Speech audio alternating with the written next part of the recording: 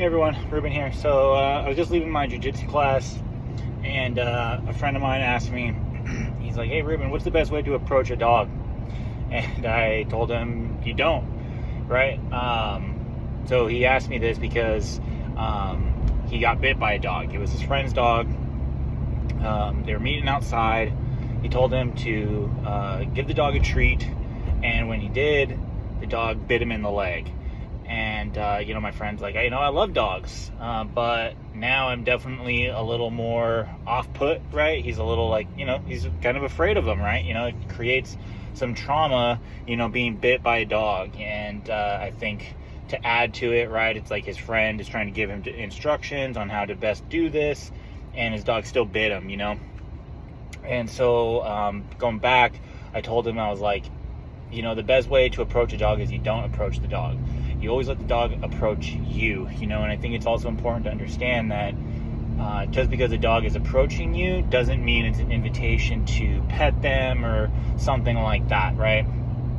And, so when he asked me this question, and then it's like, there's a lot of other stuff that needs to happen, like his friend needs to have better control over his dog, recall, leash manners. I mean, like, I don't know the dog, but these are the things that I would say need to be in place in order to try to make that a very successful moment. I mean, like, there's a bunch of ways that it could have been, a bunch of things that could have been done to help make that to be better. But it's like, the fact is like, just because you give a dog a treat doesn't mean you're not going to get bit, doesn't mean they want to be friends with you.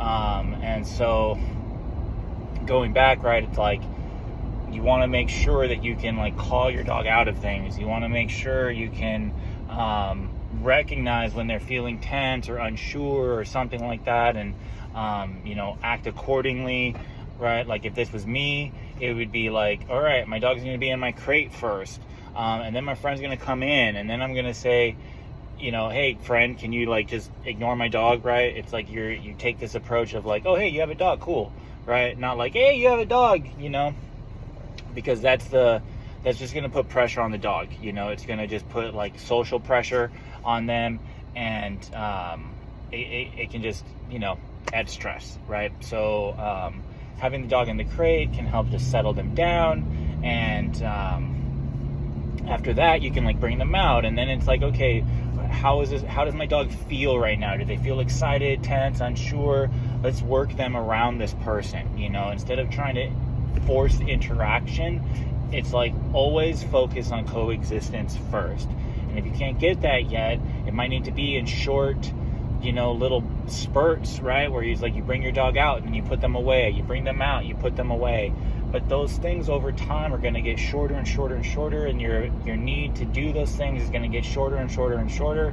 But yeah, in a long-winded thing, it's like you don't ever approach dogs you don't know, right? And every dog is friendly until they aren't, right? This is his friend's dog. He's telling him, hey, these are the things you need to do, and his dog still bit him, right? So it's just like coexistence is your friend. And if you're unsure about it, tell your, hey man, you know what, maybe it's best your dog goes in his crate or something like that. It's like dogs can be dangerous, people, and they can do some damage. And the bigger the dog, the more damage that they can do.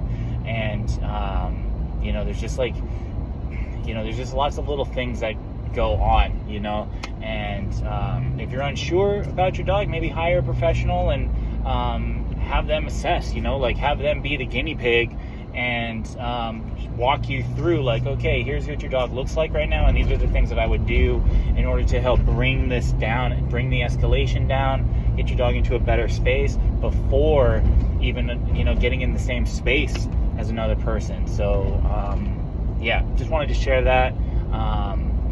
These things happen all the time, so it's good to just be safe, be cautious, and when in doubt, like, consult a professional. Okay, so thanks for hearing me talk about that. All right, we'll talk to y'all later. Bye.